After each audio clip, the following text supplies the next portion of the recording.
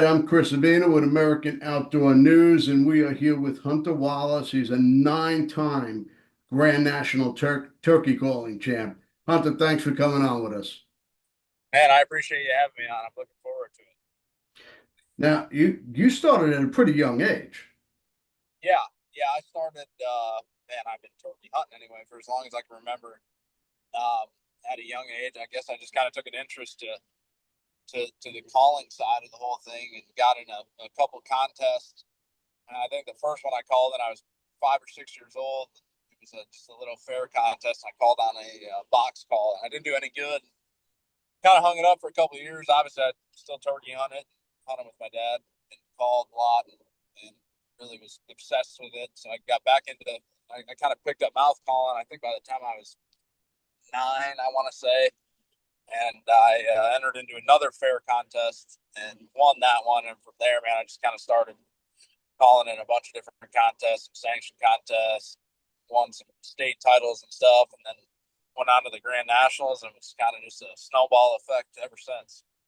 So you won some state titles, Yeah, 10 of them. You won I've won, 10 state titles. yeah, quite a few state titles. Yeah, it's I've been really lucky and blessed to be competitive at it. Now, is there a difference between calling on stage in front of a crowd and calling in the woods for a turkey, Um, trying to pull in a turkey?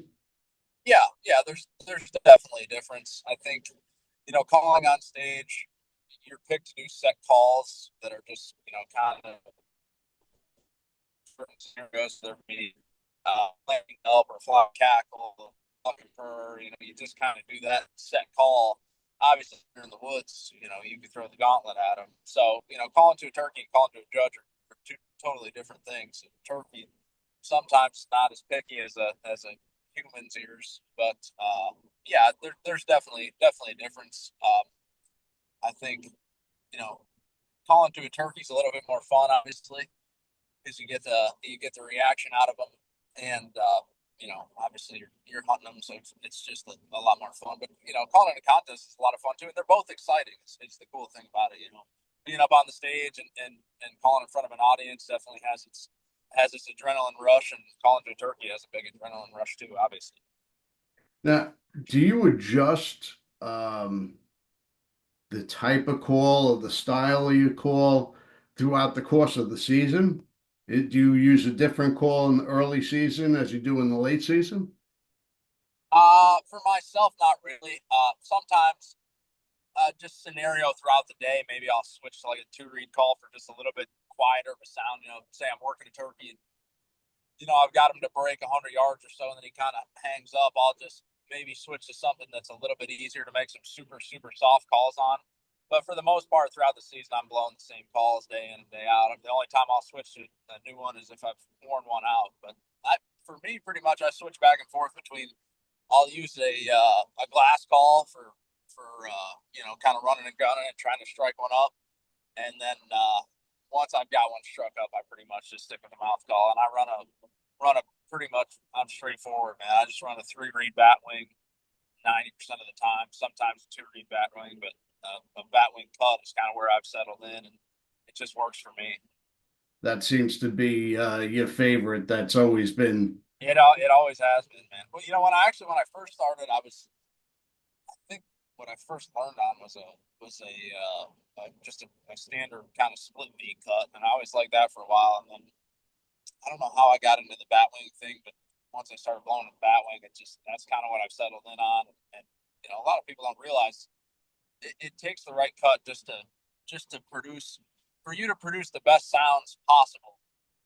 The right cut is kind of different for everybody. You go on the Grand National stage, and just about everybody up there's got some little difference in their call. So for me, 3 read batwing's awesome. Other guys can run a ghost cut phenomenally, and I can't even make a sound on a ghost cut. So I think something that a lot of people look past is kind of finding the right cut for them. And for me, it just happens to be a batwing. Now, there's so many calls out there. There's the box calls, the glass calls, the mouth calls. How do you decide what's going to pull in the turkey?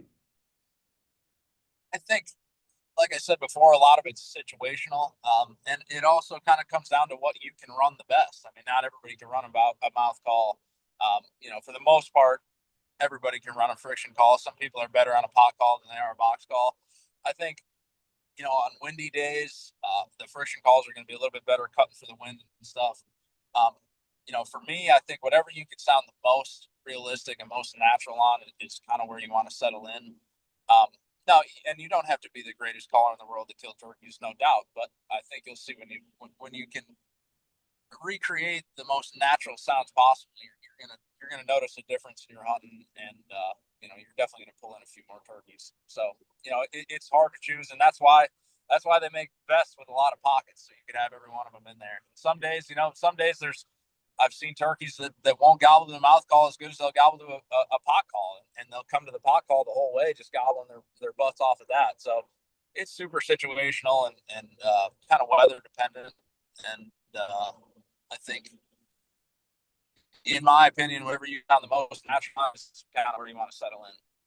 So when you're out there and you're calling and you have that one Tom that's gobbling back, but he's skeptical and he just won't come into range, it comes down to preference of call. I mean, how do you entice him?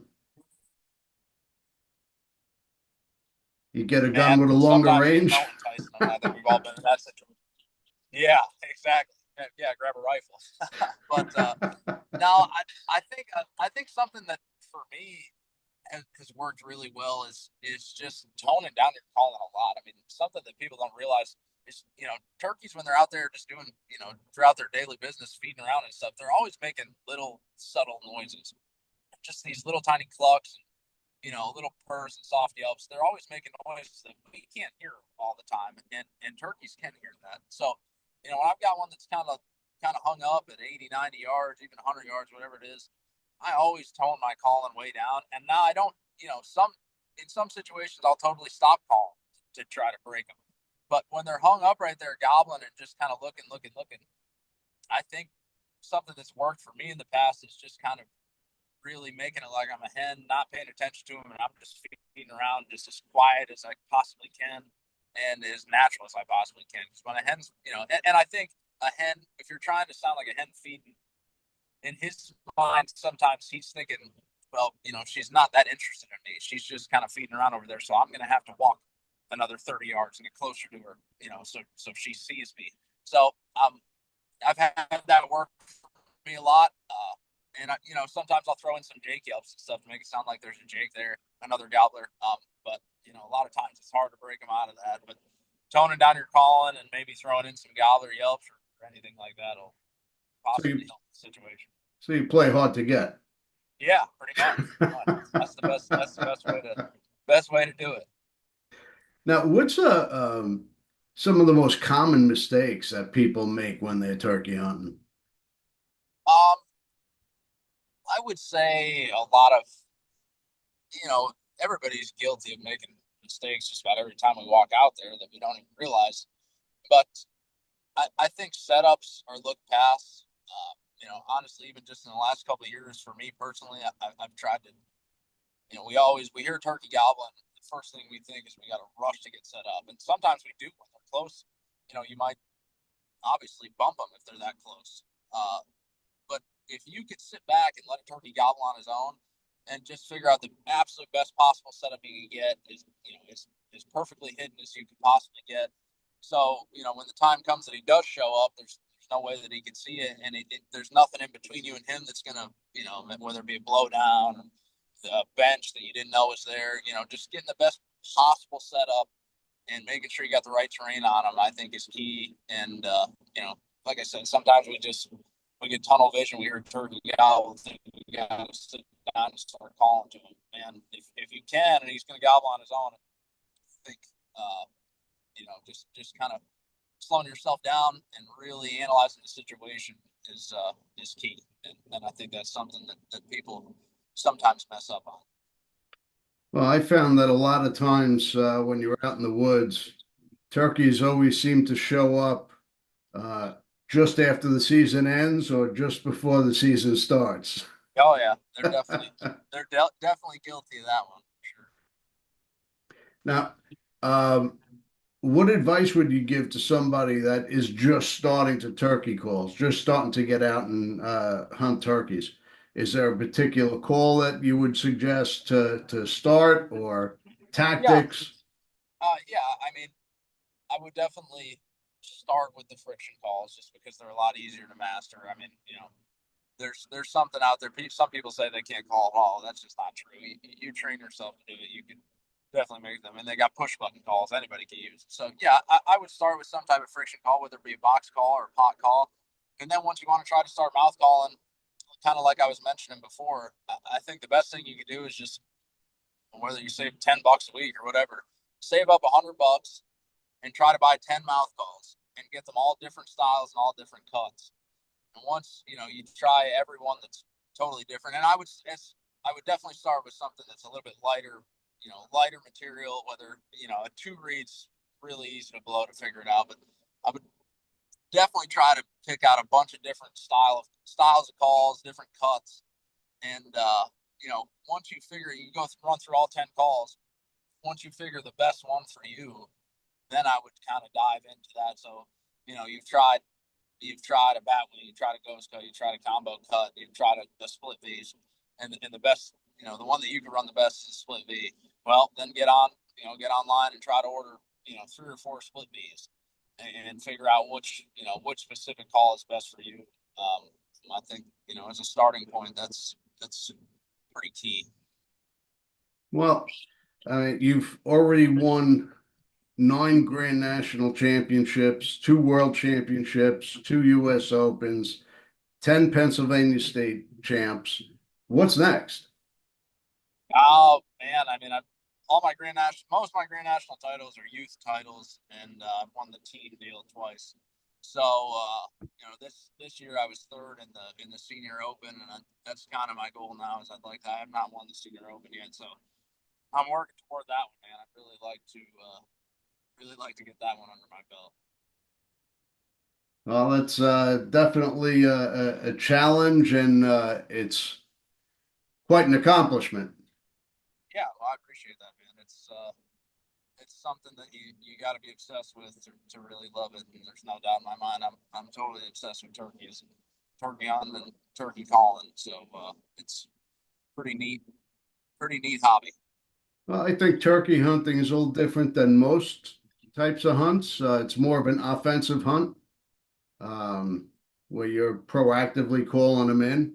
Yeah, Where, deer hunting or elk hunt, well, even elk hunting, you're calling them in. But yeah. uh, yeah, No, it's definitely a whole different aspect than pretty much anything other than elk hunting. It's pretty cool when you get to just that one on one talking to each other basically is the element that I think makes it what it is, and that's why we love it.